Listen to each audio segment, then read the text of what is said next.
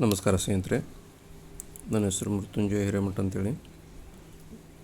ಈಗಾಗಲೇ ಸರ್ಕಾರ ಸುಮಾರು 15,000 ಶಿಕ್ಷಕರ ನೇಮಕಾತಿಯ ಆದೇಶವನ್ನು ಹೊರಡಿಸಿದ್ದು, ತಾವೆಲ್ಲರೂ ಅದರ ತಯಾರಿಗೋಸ್ಕರ ಹಾರ್ಡ್ ವರ್ಕನ್ನು ಸ್ಟಾರ್ಟ್ ಮಾಡಿದ್ದೀರಿ ಅನ್ಕೋತೀನಿ. ತಮಗೆ ಅನುಕೂಲ ಆಗುವ ಉದ್ದೇಶದಿಂದ ವಿಜ್ಞಾನ ವಿಷಯಕ್ಕೆ ಸಂಬಂಧಪಟ್ಟಂಗೆ ಕೆಲವು ಅಂಶಗಳನ್ನು ನಾನು ನಿಮ್ಮ ಜೊತೆ ಹಂಚ್ಕೊಳ್ಳಿಕ್ಕೆ ಇಷ್ಟಪಡ್ತೀನಿ. ಅದರಲ್ಲಿ ಉಷ್ಣ ಅಂತಕ್ಕಂಥ ವಿಷಯದ ಬಗ್ಗೆ ಇವತ್ತು ನಾವು ಚರ್ಚೆ ಮಾಡೋಣ.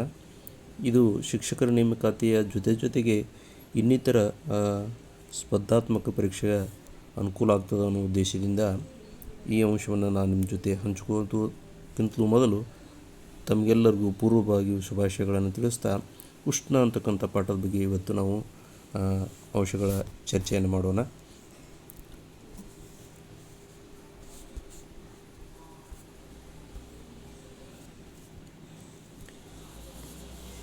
ಈ ಉಷ್ಣ ಅಥವಾ ಶಾಖ ಈ ಚಿಕ್ಕ ಘಟಕದಲ್ಲಿ ಬರ್ತಕ್ಕಂಥ ಅಂಶಗಳು ಯಾವುವು ಅಂದರೆ, ಉಷ್ಣ ಮತ್ತು ಅಥವಾ ಶಾಖ ಅಂದರೆ ಏನು, ಜೊತೆಗೆ ತಾಪ ಅಂದರೆ ಏನು, ಅದರ ಜೊತೆಗೆ ಉಷ್ಣ ಮತ್ತು ತಾಪಗಳ ನಡುವಿನ ವ್ಯತ್ಯಾಸವನ್ನು ಅರ್ಥ ಮಾಡ್ಕೊಂಡು, ಅದೇ ರೀತಿ ಈ ತಾಪಮಾಪಕಗಳ ಬಗ್ಗೆ ತಿಳ್ಕೊಳ್ಳೋಣ. ಉಷ್ಣ ಮತ್ತು ತಾಪಮಾಪಕಗಳ ಏಕಮಾನಗಳನ್ನು ಬಗ್ಗೆ ಸ್ವಲ್ಪ ಅರಿತುಕೊಳ್ಳೋಣ. ಜೊತೆಗೆ ಉಷ್ಣದ ವರ್ಗಾವಣೆ ಕುರಿತು ಕೆಲವು ಅಂಶಗಳನ್ನು ಚರ್ಚೆ ಮಾಡೋಣ. ಇದರ ಮುಂದುವರೆದ ಭಾಗ ದಹನ ಮತ್ತು ಜ್ವಾಲೆ ಅಂತ ಬರ್ತದೆ. ಅದನ್ನು ನಂತರದ ಸೆಷನ್ನಲ್ಲಿ ನೋಡೋಣ. ಈ ಸೆಷನ್ನಲ್ಲಿ ಉಷ್ಣ ಮತ್ತು ಶಾಖ ಅದರ ಸಂಬಂಧಪಟ್ಟಂಗೆ ಕೆಲವು ಅಂಶಗಳನ್ನು ಚರ್ಚೆ ಮಾಡಿಕೊಳ್ಳೋಣ. ಮೊದಲನೇದಾಗಿ ಉಷ್ಣ ಅಂದರೆ ಏನು ಅಂತಕ್ಕಂಥ ಅಂಶವನ್ನು ನಾವು ತಿಳಿದುಕೊಳ್ಳೋಣ.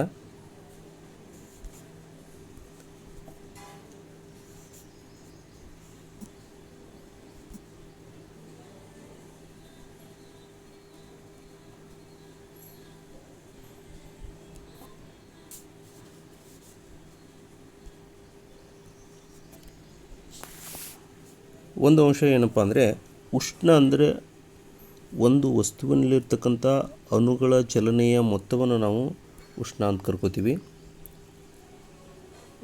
ಉದಾಹರಣೆ, ನಾವು 2 ಗ್ಲಾಸ್ ನೀರನ್ನು ತೆಗೆದುಕೊಂಡಿದ್ದೀವಿ ಅಂದ್ಕೊಳ್ಳಿ. 2 ಗ್ಲಾಸ್ನಲ್ಲಿ ಬೇರೆ ಬೇರೆ ರೀತಿಯ ನೀರನ್ನು ಹಾಕಿದ್ದೀನಿ, ಆದರೆ ನಿಮಗೆ ಗೊತ್ತಿಲ್ಲ ಅಂದ್ಕೊಳ್ಳಿ. ಫಾರ್ ಎಕ್ಸಾಂಪಲು, ಒಂದು ಗ್ಲಾಸ್ನಲ್ಲಿ ತಣ್ಣೀರನ್ನು ಹಾಕಿದ್ದೀನಿ, ಇನ್ನೊಂದು ಗ್ಲಾಸ್ನಲ್ಲಿ ಬಿಸಿ ನೀರನ್ನು ಹಾಕಿದ್ದೀನಿ ಅಂದ್ಕೊಳ್ಳಿ. ಎರಡರಲ್ಲಿಯೂ 2 ಹನಿಗಳಾಗುವಷ್ಟು ಯಾವುದಾದರೂ ಒಂದು ಬಣ್ಣದ ನೀರಿನ ಹನಿಗಳನ್ನು 2 ಹನಿಗಳನ್ನು ಎರಡೂದರಾಗ ಹಾಕಿದಾಗ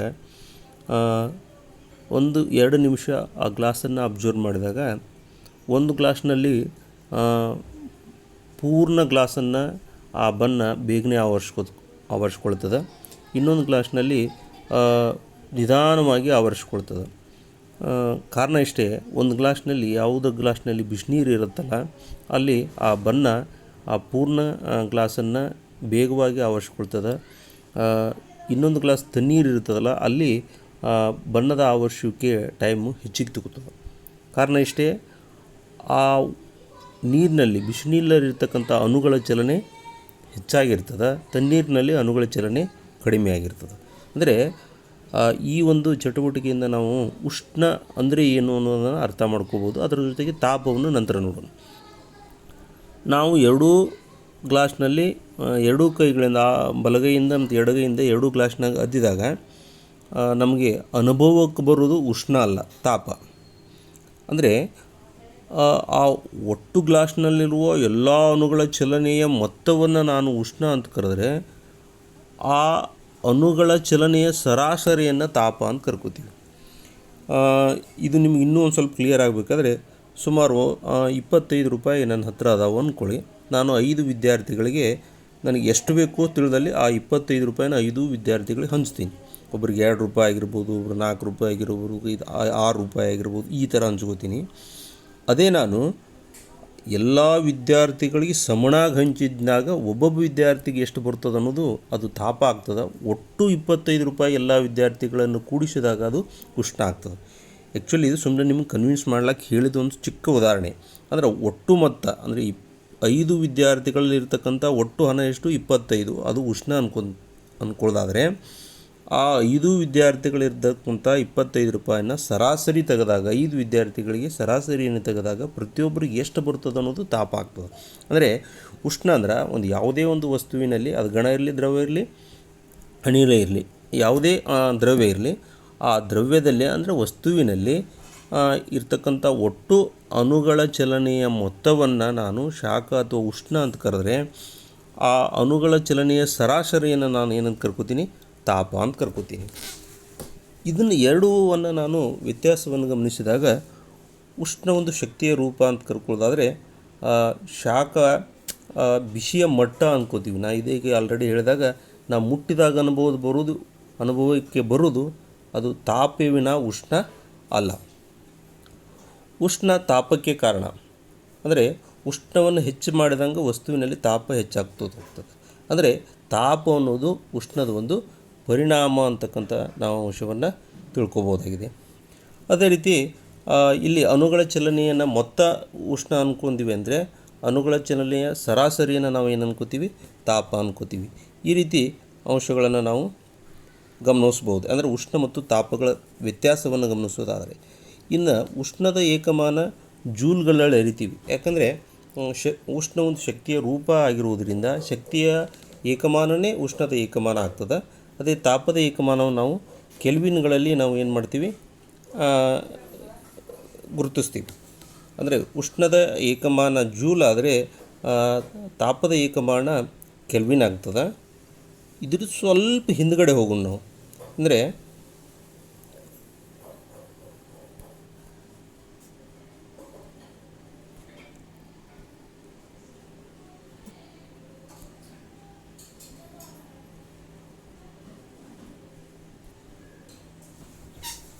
ಇಲ್ಲಿ ಉಷ್ಣ ಮತ್ತು ಅಥವಾ ಶಾಖ, ಇಲ್ಲಿ ಇದರ ಮೂಲಗಳನ್ನು ಸ್ವಲ್ಪ ಚರ್ಚೆ ಮಾಡಿಕೊಳ್ಳಿದ್ರೆ ಒಳ್ಳೆಯದು ಅಂತಕ್ಕಂಥ ಅಭಿಪ್ರಾಯ.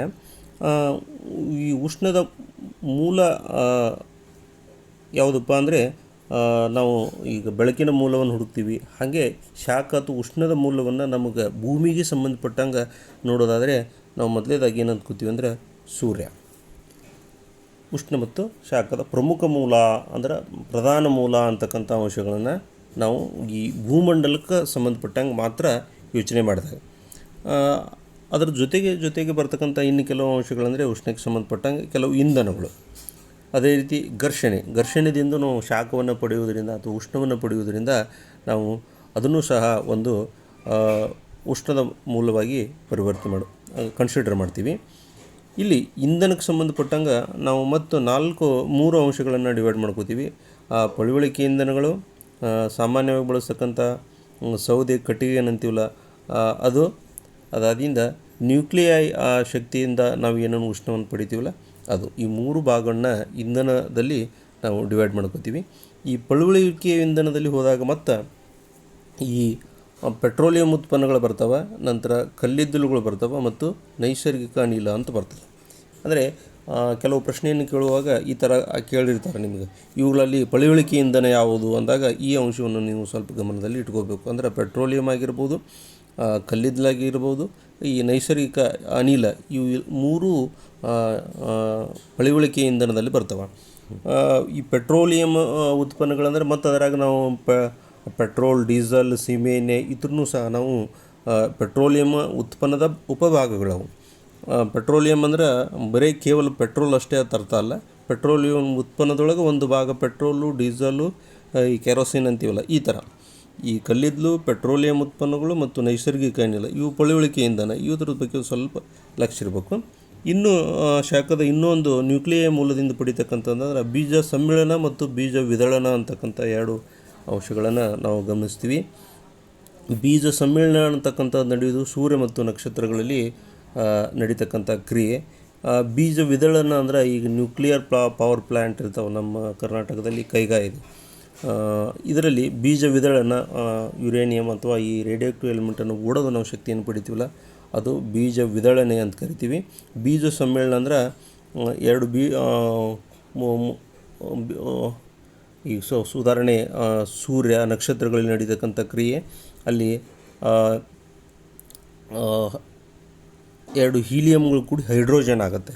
ಆ ಎರಡು ಆ, ಕೂಡು ಮುಂದೆ ಉಂಟಾಗುವ ಶಕ್ತಿ ಅದು ಒಂದು ರೀತಿಯ ನ್ಯೂಕ್ಲಿಯರ್ ಶಕ್ತಿ ಅಂತಕ್ಕಂಥದ್ದು. ಇವಿಷ್ಟು ಅಂದ್ರೆ ಸೂರ್ಯ ಇಂಧನ ಆಗಿರ್ಬೋದು, ಘರ್ಷಣೆಯಿಂದ ಆಗಿರ್ಬೋದು, ಪಳಿವಳಿಕೆಗೆ ಸಂಬಂಧಪಟ್ಟಂಗೆ ಪೆಟ್ರೋಲಿಯಮ್, ಕಲ್ಲಿದ್ದಲು, ನೈಸರ್ಗಿಕ ಅನಿಲ, ನಾವು ಸಾಮಾನ್ಯವಾಗಿ ಬಳಸ್ತಕ್ಕಂಥ ಸೌದೆ ಮತ್ತು ಬೀಜ ವಿದಳನ ಮತ್ತು ಬೀಜ ಸಮ್ಮಿಳನಕ್ಕೆ ಸಂಬಂಧಪಟ್ಟಂಗೆ ಉಷ್ಣದ ಮೂಲಗಳನ್ನಾಗಿ ನಾವು ಕನ್ಸಿಡರ್ ಮಾಡ್ತೀವಿ.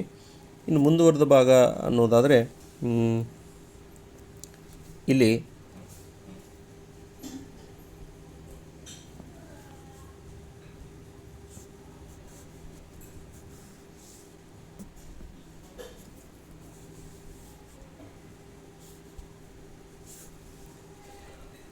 ಕೆಲವು ತಾಪಮಾಪಕ ವಿಧಗಳನ್ನು ನಾವು ಸ್ವಲ್ಪ ಡೀಟೇಲಾಗಿ ನೋಡೋಣ, ಯಾಕಂದರೆ ಜಾಸ್ತಿ ಇದರಾಗ ಪ್ರಶ್ನೆ ಬರ್ತಕ್ಕಂಥ ಸಾಧ್ಯತೆ ಹೆಚ್ಚಾಗಿರ್ತದೆ.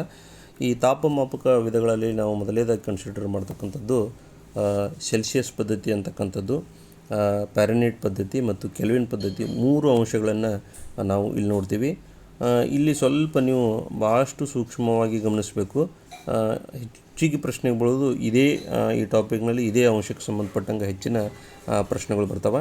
ಇಲ್ಲಿ ನಾನು ನಿಮಗೆ ಅನುಕೂಲ ಆಗುವ ರೀತಿಯಲ್ಲಿ ಕೆಲವು ಅಂಶಗಳನ್ನು ತಗೊಂಡಿದ್ದೀನಿ. ಉದಾಹರಣೆ, ನೀರಿನ ಕುದಿಯುವ ಬಿಂದು, 3 ತಾಪಮಾಪಕಗಳಲ್ಲಿ ನೀರಿನ ಕುದಿಯುವ ಬಿಂದು ಮತ್ತು ನೀರಿನ ಕರಗುವ ಬಿಂದು ಅಥವಾ ಘನೀಕರಣ ಬಿಂದುನು ಅಂತ ಕರಿಬೋದು. ಅದಕ್ಕೆ ಇವು ನೇರವಾಗಿ ಪ್ರಶ್ನೆ ಬರ್ಬೋದು.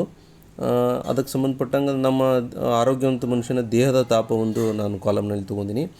ಇಲ್ಲಿ ಸ್ವಲ್ಪ ಗಮನಿಸ್ರಿ. ಮೊದಲೇ ಸೆಲ್ಸಿಯಸ್ ಪದ್ಧತಿಯನ್ನು ಚರ್ಚೆ ಮಾಡೋಣ. ಈ ಸೆಲ್ಸಿಯಸ್ ಪದ್ಧತಿಯಲ್ಲಿ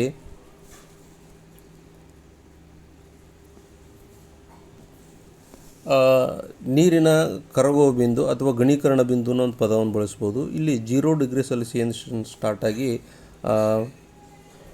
ಕುದಿಯುವ ಬಿಂದು ಅಂದರೆ 100 ಡಿಗ್ರಿ ಸೆಲ್ಸಿಯಸ್ ವರೆಗೆ ಸುಮಾರು 100 ಚಿಕ್ಕ ಘಟಕಗಳನ್ನು ಮಾಡ್ಕೊಂಡಿರ್ತಾರೆ.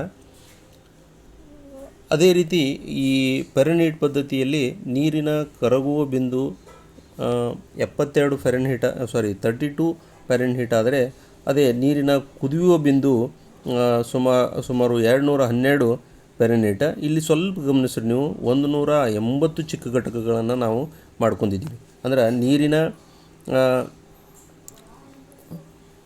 ಘನೀಕರಣ ಬಿಂದು ಅಥವಾ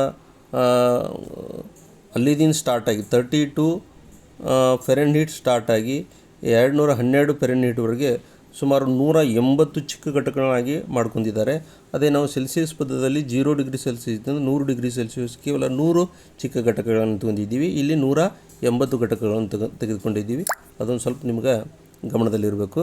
ಇನ್ನು ಕೆಲ್ವಿನ್ ಪದ್ಧತಿಯಲ್ಲಿ 273 ಕೆಲ್ವಿನ್ದಿಂದ 373 ಕೆಲ್ವಿನ್, ಇದು ಕೇವಲ 100 ಚಿಕ್ಕ ಘಟಕಗಳನ್ನಾಗಿ ಮಾಡ್ಕೊಂಡಿದ್ದೀವಿ.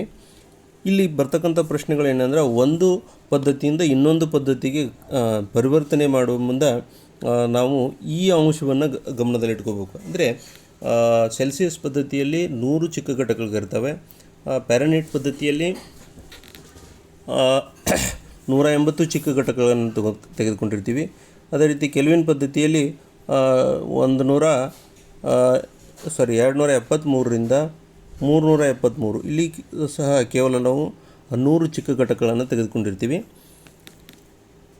ಇವುಗಳ ಸೂತ್ರವನ್ನು ಗಮನಿಸುವುದಾದರೆ C = 5/9 (F-32). ಅಂದರೆ ಇದನ್ನು ನಾವು ಸೆಲ್ಸಿಯಸ್ದಿಂದ ಫ್ಯಾರನ್ಹೀಟ್ಗೆ ಅಥವಾ ಫ್ಯಾರನ್ಹೀಟ್ದಿಂದ ಸೆಲ್ಸಿಯಸ್ ಪದ್ಧತಿ ಕನ್ವರ್ಟ್ ಮಾಡಲು ಬಳಸ್ತಕ್ಕಂಥ ಒಂದು ಸೂತ್ರ. ಅದೇ ರೀತಿ ಫ್ಯಾರನ್ಹೀಟ್ದಿಂದ ಸೆಲ್ಸಿಯಸ್ದಿಂದ ಫ್ಯಾರನ್ಹೀಟ್ಗೆ ಮಾಡಿದ ಇದೇ ಸೂತ್ರವನ್ನು ನಾವು ಕ್ರಾಸ್ ಮಲ್ಟಿಪ್ಲೈ ಮಾಡಿಕೊಂಡು ಈ ಸೂತ್ರವನ್ನು ಪಡಿಬೋದು. ಅಂದರೆ F = 9/5 ಸೆಲ್ಸಿಯಸ್ ಪ್ಲಸ್ 32. ಅದೇ ರೀತಿ ಕೆಲ್ವಿನ್ ಟು ಸೆಲ್ಸಿಯಸ್ ಅಥವಾ ಸೆಲ್ಸಿಯಸ್ ಟು ಕೆಲ್ವಿನಿಂದ ಕನ್ವರ್ಟ್ ಮಾಡಲಿಕ್ಕೆ K = C + 273 ಅಂತಕ್ಕಂಥ ಅಂಶವನ್ನು ಗಮನಿಸ್ಬೋದು. ಸ್ವಲ್ಪ ಇಲ್ಲಿ ಗಮನಿಸ್ರಿ ನೀವು, ಸೂಕ್ಷ್ಮವಾಗಿ ಅಬ್ಸರ್ವ್ ಮಾಡಬೇಕು. ಏನಪ್ಪ ಅಂದರೆ,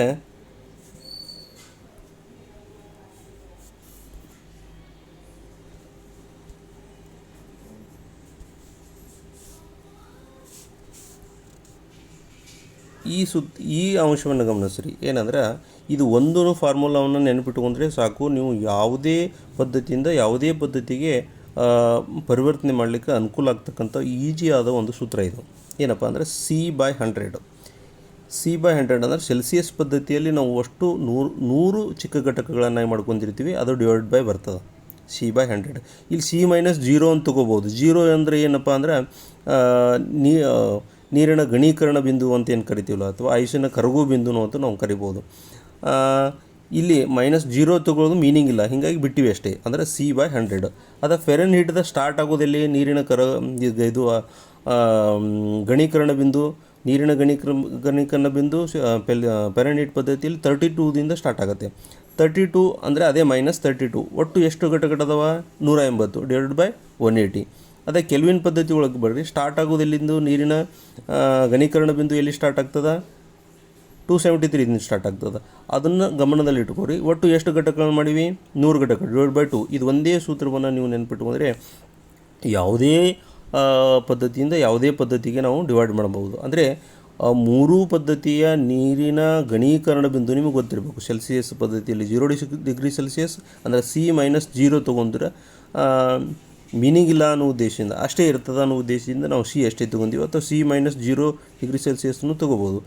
F-32 K-273 ಡಿವೈಡೆಡ್ ಬೈ ಏನು ತೊಗೋಬೇಕಂದ್ರೆ ಆ ಪದ್ಧತಿಯಲ್ಲಿ ಎಷ್ಟು ಚಿಕ್ಕ ಘಟಕಗಳನ್ನು ಮಾಡ್ಕೊಂಡಿದ್ದೀವಿ. ಅಂದ್ರೆ ನೀರಿನ ಘನೀಕರಣ ಬಿಂದು ಹಿಡ್ಕೊಂಡು ನೀರಿನ ಕುದಿಯೋ ಬಿಂದುವರೆಗೆ ಇದರಲ್ಲಿ 100 ಭಾಗಗಳನ್ನು ಮಾಡ್ಕೊಂಡಿವಿ. ಫೆರನ್ಹೀಟ್ನಲ್ಲಿ 180 ಭಾಗಗಳನ್ನು ಮಾಡ್ಕೊಂಡಿವಿ. ಕೆಲ್ವಿನ್ನಲ್ಲಿ 100 ಭಾಗಗಳನ್ನು. ಇಷ್ಟು ಗಮನದಲ್ಲಿ ಇಟ್ಟುಕೊಂಡ್ರೆ ಇದನ್ನು ನಾವು ಸೂತ್ರವನ್ನು ಈಸಿಯಾಗಿ ನೆನಪಿಟ್ಕೋಬೋದು. ಈ 3 ಸೂತ್ರಗಳನ್ನು ನೆನಪಿಟ್ಕೊಳ್ಳೋ ಬದಲು ಇದು ಒಂದು ನೆನಪಿಟ್ಕೊಂಡ್ರೆ ಅಂದರೆ ನೀವು 100% 1 ಅಥವಾ 2 ಪ್ರಶ್ನೆ ಇದ್ರ ಮೇಲೆ ಬಂದಿರ್ತವೆ. ಇದನ್ನು ಒಂದು ಸ್ವಲ್ಪ ನೆನ್ಬಿಟ್ಕೊಂಡು ಅಂದರೆ C/100 = F-32/180 = K-273/100. ಇಲ್ಲಿ C divide by 100, C-0 divide by 100 ಅನ್ಕೊಂಡ್ರು ಏನು ತಪ್ಪಿಲ್ಲ.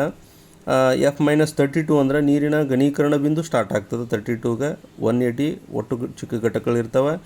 ಇಲ್ಲಿ 273ದಿಂದ ಘನೀಕರಣ ಬಿಂದು ಇರ್ತದೆ ಕೆಲ್ವಿನ್ ಪದ್ಧತಿ ಒಳಗೆ, ಅದನ್ನು -273 ತೊಗೊಂಡಿನಿ. ಒಟ್ಟು ಚಿಕ್ಕ ಘಟಕಗಳು ಎಷ್ಟು ಮಾಡ್ಕೊಂಡಿದ್ದೀವಿ ನಾವು? ಕುದಿಯುವ ಬಿಂದುವರೆಗೆ 100 ಮಾಡ್ಕೊಂಡಿವಿ. ಇಷ್ಟು ನೆನಪಿಟ್ಕೊಂಡ್ರೆ ಸಾಕು ಅಂತಕ್ಕಂಥ ಅಂಶವನ್ನು. ಇಲ್ಲಿ ನಮ್ಮ ದೇಹದ ತಾಪವನ್ನು, ಆರೋಗ್ಯವಂತ ಮನುಷ್ಯನ ದೇಹದ ತಾಪವನ್ನು ಕನ್ಸಿಡರ್ ಮಾಡಿದಾಗ ಈ ಸೆಲ್ಸಿಯಸ್ ಪದ್ಧತಿಯಲ್ಲಿ 32 ಡಿಗ್ರಿ ಸೆಲ್ಸಿಯಸ್ ಆದರೆ ಈ ಫೆರನ್ಹೀಟ್ ಪದ್ಧತಿಯಲ್ಲಿ 98.6 ಫೆರನ್ಹೀಟ್ ಆಗ್ತದೆ. ಅದೇ ಕೆಲ್ವಿನ್ ಪದ್ಧತಿಯಲ್ಲಿ ಆರೋಗ್ಯವಂತ ಮನುಷ್ಯನ ದೇಹದ ತಾಪ 310 ಕೆಲ್ವಿನ್ ಅಂತ ಇರ್ತದೆ. ಇಲ್ಲಿ ಮಾಪಕಗಳಿಗೆ ಸಂಬಂಧಪಟ್ಟಂಗೆ ಚಲಾವಣೆಗಿರ್ತಕ್ಕಂಥದ್ದು ಎರಡು ತಾಪಮಾಪಕಗಳು. ಒಂದು ವೈದ್ಯಕೀಯ ತಾಪಮಾಪಕ, ಇನ್ನೊಂದು ಪ್ರಯೋಗಶಾಲಾ ತಾಪಮಾಪಕ ಅಂತಕ್ಕಂಥದ್ದನ್ನು. ಅವೆರಡೂ ಡಿಗ್ರಿ ಸೆಲ್ಸಿಯಸ್ನಲ್ಲಿ ಇರ್ಬೋದು, ಫೆರನ್ಹೀಟ್ನಾಗೂ ಇರ್ತವೆ, ಕೆಲವೊಂದು ಕೆಲ್ವಿನ್ನಾಗೂ ಇರ್ತವೆ. ಆದರೆ ಈ ವೈದ್ಯಕೀಯ ತಾಪಮಾಪಕ ರೇಂಜ್ ಕೇವಲ 35 ಡಿಗ್ರಿ ಸೆಲ್ಸಿಯಸ್ಸಿಂದ 42 ಡಿಗ್ರಿ ಸೆಲ್ಸಿಯಸ್ ಮಾತ್ರ ಇರ್ತದೆ. ಅಂದರೆ ಆರೋಗ್ಯವಂತ ಮನುಷ್ಯನ ದೇಹದ ತಾಪವನ್ನು 37 ಅಂತ ಕನ್ಸಿಡರ್ ಮಾಡ್ತೀವಿ ನಾವು. ಅದು ಹೆಚ್ಚಾದ್ರೂ ಟೆಂಪ್ರೇಚರ್ ಅದ ಅಂತ ಅರ್ಥ, ಕಡಿಮೆ ಆದ್ರೂ ಅವ ಆರೋಗ್ಯ ಇಲ್ಲ ಅಂತ ಅರ್ಥ. ಅದು ಪ್ರಯೋಗಶಾಲಾ ತಾಪಮಾಪಕದ ರೇಂಜ್ ಎಷ್ಟಿರ್ತದೆ ಅಂದರೆ -10 degree Celsius to 110 degree Celsius. ಅಂದರೆ ನೇರ ಪ್ರಶ್ನೆಗಳು ಬರ್ಬೋದು. ಅಂದರೆ ವೈದ್ಯಕೀಯ ತಾಪಮಾಪಕದ ರೇಂಜ್ ಎಷ್ಟಿರ್ತದೆ ಅಂತಕ್ಕಂಥದ್ದನ್ನು ಕೇಳಿದಾಗ ಇದು -35 degree Celsius to 42 degree Celsius. ಈ ಅಂಶವನ್ನು ಗಮನ ಇಟ್ಕೊರಿ. ಇದ್ರಾಗ ಇಂಪಾರ್ಟೆಂಟ್ ಗಮನಿಸಬೇಕಾದ ಅಂಶ ಅಂದರೆ ಈ ಸೂತ್ರ ಮತ್ತು 3 ಸೂತ್ರಗಳನ್ನು ನೆನಪಿಟ್ಕೊಳ್ಳೋ ಬದಲಾಗಿ ಈ ಒಂದು ಸೂತ್ರವನ್ನು ಇಟ್ಕೊಂಡಿದ್ದೆ ಆದರೆ ಯಾವುದೇ ಪದ್ಧತಿಯಿಂದ ಯಾವುದೇ ಪದ್ಧತಿಗೆ ನಾವು ಬದಲಿಸಲಿಕ್ಕೆ ಅನುಕೂಲ ಆಗ್ತದೆ. For example C/100 = F-32/180 = K-273/100. ಈ ಅಂಶವನ್ನು ಗಮನಿಸಿರಿ ನೀವು.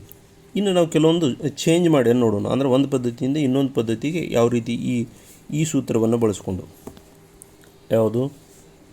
ಈ ಸೂತ್ರವನ್ನು ಬಳಸ್ಕೊಂಡು ನಾವು ಒಂದು ಪದ್ಧತಿಯಿಂದ ಇನ್ನೊಂದು ಪದ್ಧತಿಗೆ ಯಾವ ರೀತಿ ಕನ್ವರ್ಟ್ ಮಾಡ್ಬೋದು ಅಂತಕ್ಕಂಥ 2 ಉದಾಹರಣೆಗಳನ್ನು ಇಲ್ಲಿ ಗಮನಿಸೋಣ.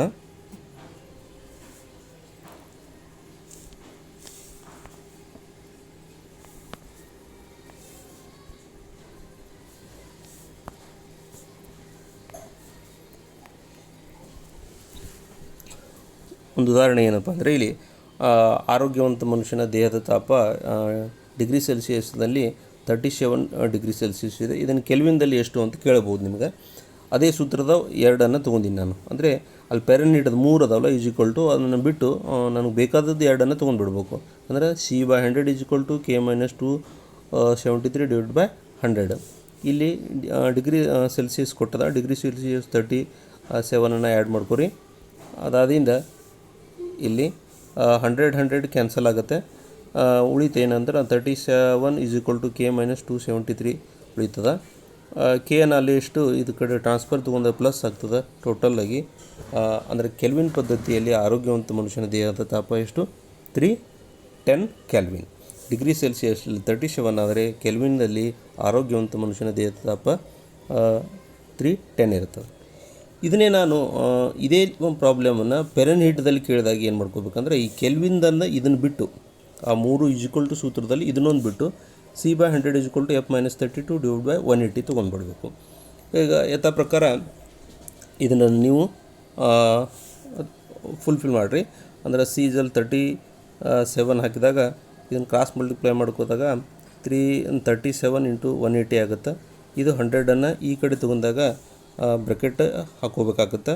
ಏಕೆಂದರೆ ಈ 100 ಈ ಎರಡೂ ಟರ್ಮ್ಗಳಿಗೆ F ಮತ್ತು 32 ಎರಡಕ್ಕೂ ಇಂಟು ಮಾಡಬೇಕಾಗುತ್ತೆ. ಇದು 37 × 180 ಮಾಡಿದಾಗ 6660 ಬರುತ್ತೆ. ಇದು 100 × F 100F ಪ್ಲಸ್ಸು ಮೈನಸ್ಸು 100 × 32 3200 ಆಗುತ್ತೆ. ಈ 3200ಅನ್ನು ಈ ಕಡೆ ಟ್ರಾನ್ಸ್ಫರ್ ತೊಗೊಂಡ್ರೆ ಮೈನಸ್ ಇದು ಈ ಕಡೆ ಬಂದು ಪ್ಲಸ್ ಆಯಿತು.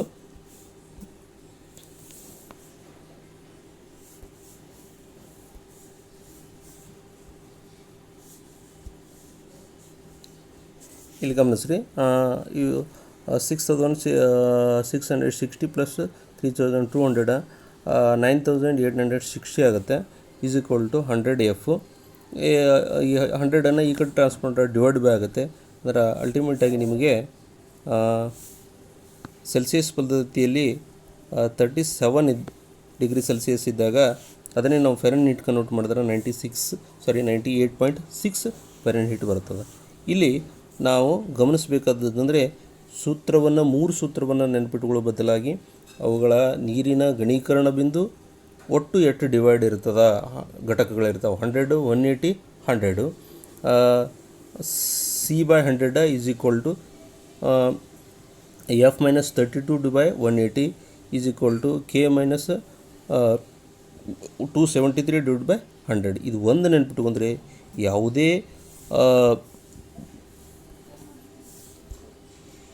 ಯಾವುದೇ ಒಂದು ಪದ್ಧತಿಯಿಂದ ಇನ್ನೊಂದು ಪದ್ಧತಿಗೆ ನಾವು ಈಸಿಯಾಗಿ ಲೆಕ್ಕಗಳನ್ನು ಪರಿವರ್ತನೆ ಮಾಡಿ ಒಂದು ಪದ್ಧತಿಯಿಂದ ಇನ್ನೊಂದು ಪದ್ಧತಿಯೊಳಗೆ ಕನ್ವರ್ಟ್ ಮಾಡ್ಬೋದು. ಇದು ತುಂಬ ಇಂಪಾರ್ಟೆಂಟು. ಇದಕ್ಕೆ ಸಂಬಂಧಪಟ್ಟಂಗೆ ಭಾಳಷ್ಟು ಪ್ರಶ್ನೆಗಳು ಯಾವುದೇ ಕಾಂಪಿಟೇಟಿವ್ ಎಕ್ಸಾಮ್ಗಳಲ್ಲಿ ಬಂದೇ ಬರ್ತದೆ. ಇದು ಒಂದು ಸೂತ್ರವನ್ನು ನೀವು ಗಮನದಲ್ಲಿಟ್ಟುಕೋರಿ. ನಂತರ ಗಮನಿಸಬೇಕಾದ ಅಂಶ ಏನಪ್ಪ ಅಂದರೆ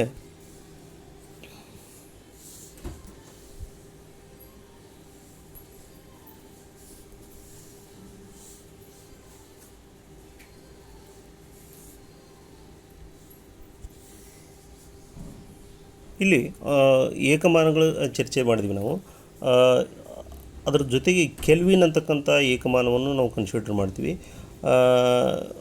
ಅದು ತಾಪದ ಏಕಮಾನ. ಇಲ್ಲಿ ಉಷ್ಣದ ಏಕಮಾನ ಜೌಲ್ ಅಥವಾ ಕ್ಯಾಲೋರಿ ಅಂತಕ್ಕಂಥ ಅಂಶಗಳನ್ನು ನಾವು ಗಮನಿಸ್ತೀವಿ. ಈ ಕ್ಯಾಲೋರಿ ಅಂದರೆ ಏನು ಅಂತಕ್ಕಂಥ ಅಂಶವನ್ನು ಸ್ವಲ್ಪ ತಿಳ್ಕೊಳ್ಳೋಣ. ಈಗ ಉದಾಹರಣೆ 1 ಗ್ರಾಮನ್ನು ನೀವು ನೀರನ್ನು ತೆಗೆದುಕೊಂಡಿರಿ ಅನ್ಕೋರಿ. ಅದ್ರ ಆಲ್ರೆಡಿ 10 ಡಿಗ್ರಿ ಸೆಲ್ಸಿಯಸ್ ಅದ ಅಥವಾ 20 ಡಿಗ್ರಿ ಸೆಲ್ಸಿಯಸ್ ಅದ, ಎಷ್ಟೋ ಒಂದು ಸ್ಟೇಜ್ನಾಗ ಅದ ಆ ನೀರಿನ ತಾಪ. ಈಗ ಪ್ರೆಸೆಂಟ್ ಅದರ ತಾಪ 20 ಡಿಗ್ರಿ ಸೆಲ್ಸಿಯಸ್ ಇದೆ ಅನ್ನೋದಾದರೆ ಅದನ್ನು 21 ಡಿಗ್ರಿ ಸೆಲ್ಸಿಯಸ್ಗೆ ಏರಿಸಬೇಕಾದ್ರೆ ನೀವು ಅದಕ್ಕೆ ಎಷ್ಟು ಉಷ್ಣವನ್ನು ಕೊಡ್ತಿರಲಿಲ್ಲ ಅದಕ್ಕೆ ನಾನು 1 ಕ್ಯಾಲರಿ ಅಂತ ಕರಿತೀನಿ. ಅಂದರೆ 1 ಗ್ರಾಮ್ ನೀರಿನ ತಾಪವನ್ನು 1 ಡಿಗ್ರಿ ಸೆಲ್ಸಿಯಸ್ ಹೆಚ್ಚು ಮಾಡಲಿಕ್ಕೆ, ಈಗ 10 ಇತ್ತಂದ್ರೆ 11 ಮಾಡಲಿಕ್ಕೆ, 0 ಇತ್ತಂದ್ರೆ 1 ಡಿಗ್ರಿ ಸೆಲ್ಸಿಯಸ್ ಮಾಡಲಿಕ್ಕೆ, 5 ಡಿಗ್ರಿ ಸೆಲ್ಸಿಯಸ್ ಇತ್ತಂದ್ರೆ 6 ಡಿಗ್ರಿ ಸೆಲ್ಸಿಯಸ್ ಮಾಡಲಿಕ್ಕೆ, ಅಂದರೆ 1 ಗ್ರಾಮ್ ನೀರಿನ ತಾಪವನ್ನು 1 ಡಿಗ್ರಿ ಸೆಲ್ಸಿಯಸ್ ಹೆಚ್ಚಿಸಲು ಅದಕ್ಕೆ ಎಷ್ಟು ನಾವು ಉಷ್ಣವನ್ನು ನೀಡಬೇಕು ಅದನ್ನೇ ನಾವು ಏನು ಕರಿತೀವಿ 1 ಕ್ಯಾಲರಿ ಅಂತ ಕರಿತೀವಿ. ಇಲ್ಲಿ 1 ಕ್ಯಾಲರಿ ಅಂದರೆ ಇದನ್ನು ಭಾಳಷ್ಟು ಸರಿ ಗಮನಿಸ್ರಿ, 1 ಕ್ಯಾಲರಿಯ ಅಂಶ ಎಷ್ಟಾಗುತ್ತೆ ಅಂದರೆ 4.18 ಜೂಲ್. ಅಂದರೆ 1 calorie is equal to 4.8 joule. ಅಂದರೆ ಕ್ಯಾಲೋರಿ ಅನ್ನೋದು ಜೌಲ್ಗಿಂತ ಒಂದು ದೊಡ್ಡ ಮೂಲಮಾನ. ಫಾರ್ ಎಕ್ಸಾಂಪಲ್ ಮಿಲಿಮೀಟ್ರ್ಗಿಂತ ದೊಡ್ಡ ಸೆಂಟಿಮೀಟ್ರ್ಗಿಂತ ದೊಡ್ಡದು ಮೀಟರ್ಗಿಂತ ದೊಡ್ಡದು ಕಿಲೋಮೀಟ್ರ್, ಈ ಥರ ತಗೋತೀವಲ್ಲ. ಈ ಕ್ಯಾಲೋರಿ ಅನ್ನತಕ್ಕಂಥದ್ದು ಜೌಲ್ಗಿಂತಲೂ ದೊಡ್ಡ ಮೂಲಮಾನ. ಅಂದರೆ 1 ಕ್ಯಾಲರಿಯಲ್ಲಿ 4.18 ಜೌಲ್ ಶಕ್ತಿ ಇರುತ್ತೆ ಅಂತಕ್ಕಂಥದ್ದನ್ನು ಗಮನಿಸಬೇಕು. ಆದರೆ ಕ್ಯಾಲೋರಿ ಅಂದರೆ ಏನು ಅಂತಕ್ಕಂಥದ್ದು ಕೇಳ್ಬೋದು. ಇಲ್ಲ 1 ಕ್ಯಾಲರಿಯಲ್ಲಿ ಎಷ್ಟು ಜೂಲ್ಗಳು ಇರ್ತದೆ ಅಂತಕ್ಕಂಥ ಅಂಶಗಳನ್ನು ನಾವು ಪ್ರಶ್ನೆಯನ್ನು ಗಮನಿಸ್ಬೋದು. ಇದಿಷ್ಟು ಕ್ಯಾಲರಿಗೆ ಸಂಬಂಧಪಟ್ಟಂಗಾದರೆ ಈ ಉಷ್ಣದ ವರ್ಗಾವಣೆಯಲ್ಲಿ 3 ರೀತಿ ನಾವು ಅಂಶಗಳನ್ನು ತೆಗೆದುಕೊಳ್ತೀವಿ. ಉದಾಹರಣೆ ಉಷ್ಣವಹನ, ಇನ್ನೊಂದು ಸಂವಹನ, ಇನ್ನೊಂದು ವಿಕಿರಣ. ಈ ಉಷ್ಣವಹನ ಅಂತಕ್ಕಂಥದ್ದು ಯಾವುದೇ ಒಂದು ದ್ರವ್ಯವನ್ನು ತೆಗೆದುಕೊಂಡಾಗ ದ್ರವ್ಯದಲ್ಲಿ ಅಣು ಅಥವಾ ಪರಮಾಣುಗಳಿಂದ ದ್ರವ್ಯಗಳು ಮಾಡಲ್ಪಟ್ಟಿರ್ತವೆ. ಈ ದ್ರವ್ಯದ ನಡುವೆ ಅಂದರೆ ಅಣುಗಳ ನಡುವೆ ನೇರ ಸಂಪರ್ಕದಿಂದ ಉಷ್ಣ ವರ್ಗಾವಣೆ ಆಯಿತಂದರೆ ಅದನ್ನು ನಾವು ಉಷ್ಣವಹನ ಅಂತ ಕರಿತೀವಿ. ಉದಾಹರಣೆ, ನಮ್ಮ ಮನೆಯಲ್ಲಿ ಅನೇಕ ಪಾತ್ರೆಗಳಲ್ಲಿ ನಾವು ಅಡುಗೆ ಮಾಡ್ತೀವಲ್ಲ, ನಾವು ಪಾತ್ರೆಯ ತಳದಲ್ಲಿ ನಾವು ಶಾಖವನ್ನು ಕೊಟ್ಟಾಗ ಅದರ ಮೇಲವನ್ನು ಟಾಪನ್ನು ನಾವು ಮುಟ್ಟಿದಾಗೂ ನಮಗೆ ಉಷ್ಣ ತಾಪದ ಅನುಭವ ಆಗುತ್ತಲ್ಲ. ಅಂದರೆ ಅಲ್ಲಿ ಒಂದೊಂದು ಕಣಗಳ ಮಧ್ಯೆ ಉಷ್ಣ ವರ್ಗಾವಣೆ ಆಕೋತ ಬರ್ತದೆ. ನಾವು ಶಾಲೆಯಲ್ಲಿ ಮಕ್ಕಳಿಗೆ ಈ ಅಂಶವನ್ನು ಕ್ಲಿಯರ್ ಮಾಡಲಿಕ್ಕೆ ಒಂದು ಕಬ್ಬಿಣದ ತಂತಿಯನ್ನು ತೆಗೆದುಕೊಂಡು ಅದಕ್ಕೆ ವ್ಯಾಕ್ಸನ್ನು ಮೆತ್ಕೋತ ಹೋಗ್ತೀವಿ ಸಮ್ ಡಿಸ್ಟೆನ್ಸ್ ಬಿಟ್ಬಿಟ್ಟು. ಒಂದು ತುದಿಗೆ ನಾವು ಕ್ಯಾಂಡಲನ್ನು ಹಚ್ಚಿದಾಗ ನಿಧಾನವಾಗಿ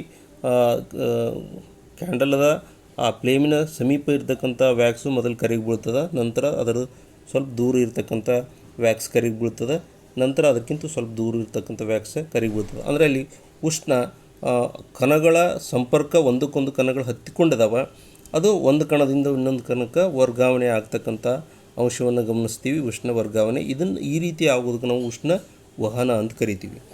ಇನ್ನು ಎರಡನೇದಾಗಿ ನಾವು ಮನೆಯಲ್ಲಿ ಇನ್ನೊಂದು ಅನುಭವವನ್ನು ಪಡಿತೀವಿ. ಏನಪ್ಪ ಅಂದರೆ, ಈ ನೀರನ್ನು ಕಾಸ್ತೀವಿ. ನಾವು ನೀರನ್ನು ಕಾಸುವಾಗ ಒಂದು ಪಾತ್ರೆಯ ತಳಭಾಗದಲ್ಲಿ ನಾವು ಶಾಖವನ್ನು ಕೊಡ್ತಾ ಹೋದಾಗ ಇಡೀ ಪಾತ್ರೆಯಲ್ಲಿರ್ತಕ್ಕಂಥ ನೀರು ಕಾಯುತ್ತೆ. ಅಂದರೆ ಇಲ್ಲಿ ಕಣಗಳು ಚಲನೆ ಆಗ್ತದೆ. ಕಾದಂಥ ಪಾತ್ರೆಯ ತಳಭಾಗದಲ್ಲಿರ್ತಕ್ಕಂಥ ನೀರಿನ ಅಣು ಕಾದು ಅದು ಮೇಲ್ಗಡೆ ಬರ್ತದೆ.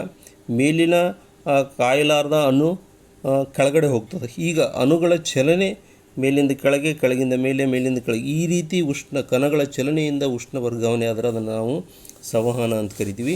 ಇನ್ನು ವಿಕಿರಣ ಅಂದರೆ ನಾವು ಸೂರ್ಯನಿಂದ ಪಡಿತಕ್ಕಂಥದ್ದು ವಿಕಿರಣದ ಮೂಲಕ ಶಾಖವನ್ನು ಪಡಿತೀವಿ. ನಾವು ಬಿಸಿಲಲ್ಲಿ ನಿಂತಾಗ ನಮಗೆ ಬಿಸಿಲಿನ ಅನುಭವ, ಶಾಖದ ಅನುಭವ ಆಗುತ್ತಲ್ಲ, ಅದು ವಿಕಿರಣದ ಮೂಲಕ. ಅಂದರೆ ಇಲ್ಲಿ ಯಾವುದೇ ಕಣಗಳ ಸಂಪರ್ಕವಿಲ್ಲದೆ ಉಷ್ಣ ವರ್ಗಾವಣೆ ಆಯ್ತಂದ್ರೆ ಅದನ್ನು ನಾವು ವಿಕಿರಣ ಅಂತ ಕರಿತೀವಿ. ಸೂರ್ಯನಿಂದ ಪಡಿತಕ್ಕಂಥ ಶಾಖವನ್ನು ನಾವು ವಿಕಿರಣ ರೂಪದಲ್ಲಿ ಪಡಿತೀವಿ.